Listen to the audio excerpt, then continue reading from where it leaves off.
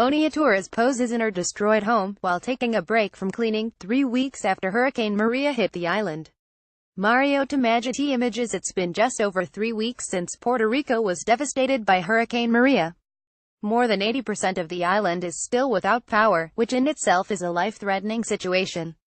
Officials from the Federal Emergency Management Agency have told reporters there is a daily shortfall of 1.8 million meals. And hospitals are running low on medicine and high on patients, as the New York Times reported Tuesday.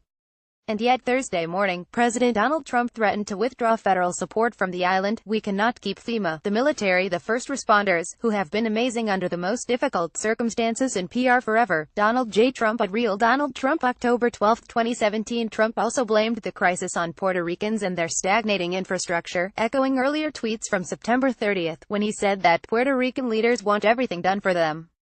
And he harped on Puerto Rico's problems before the storm, quoting TV journalist Cheryl Atkinson. Puerto Rico survived the hurricanes. Now a financial crisis looms, largely of their own making, says Cheryl Atkinson. A total lack of Donald J. Trump at Real Donald Trump. October 12, 2017. Ultimately, Congress will decide how much to spend on the island territory home to 3.4 million American citizens, he said. Accountability, say the governor.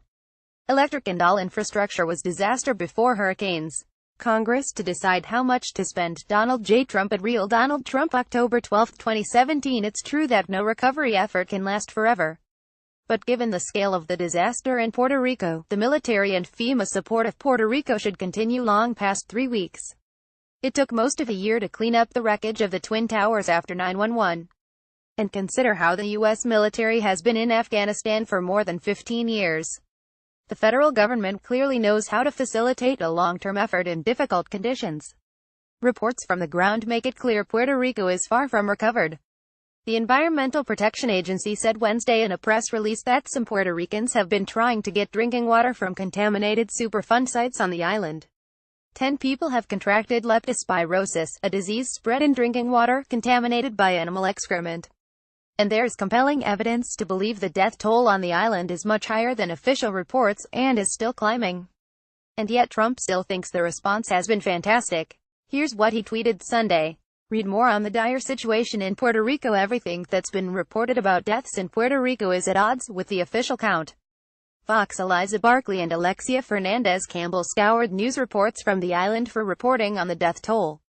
The official count from the government is 45. It may actually be closer to 450.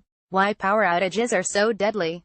Julia Bellas explains when the power is out, it becomes painfully clear how much the medical, public health, and sanitation systems rely on the electrical grid to keep people safe and healthy. The New York Times reports on the dire conditions still found in the island's hospitals. Seriously ill dialysis patients across Puerto Rico have seen their treatment hours reduced by 25% because the centers still lack a steady supply of diesel to run their generators, the Times found. The Guardian reports that officials are quietly acknowledging a huge food shortage on the island. FEMA says the government is providing 200,000 meals a day.